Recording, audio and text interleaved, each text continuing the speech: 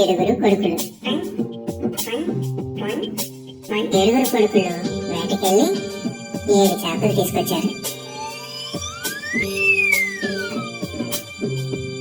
ఆ 7 చేపల్ని వాళ్ళు ఎండబెట్టారు. చేప ఎండలేదు.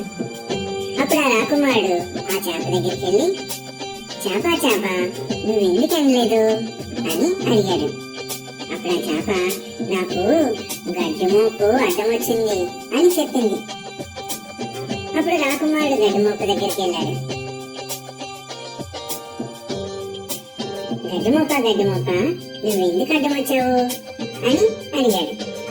అప్పుడు ఆ గడ్డి మోపు, నన్ను ఆవు తినలేదు అని చెప్పింది. అప్పుడు ఆవు దగ్గరికి వెళ్ళాడు. నువ్వెందుకు గడ్డి తినలేదు అని అడిగాడు. అప్పుడు ఆవు, నన్ను పాలే రిప్పలేదు అని చెప్పింది. అప్పుడు రాకుమారుడు పాలేరు దగ్గరికి వెళ్ళాడు.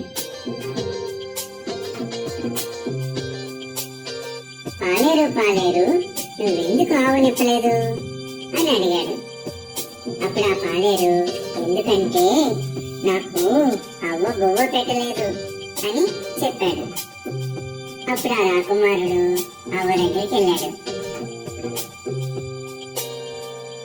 అవ్వ నువ్వెందుకు పాలేరుకి బొవ్వ పెట్టలేదు అని అడిగాడు. అప్పుడు అవ్వ, ఎందుకంటే ఇంట్లో చిన్నబాబు ఏడ్చాడు అని చెప్పింది. అప్పుడు ఆ రాకుమారుడు చిన్నబాబు దగ్గరికి వెళ్ళాడు. చిన్నబాబు నువ్వెందుకు ఏడ్చావు అని అడిగాడు. అప్పుడు ఆ చిన్నబాబు, నన్ను చీమ కుట్టింది అని చెప్పాడు. అప్పుడు రాకుమారుడు చీమ దగ్గరికి వెళ్ళాడు. చీమ నువ్వు చిన్నబాబుని ఎందుకు కుట్టావు అని అడిగాడు.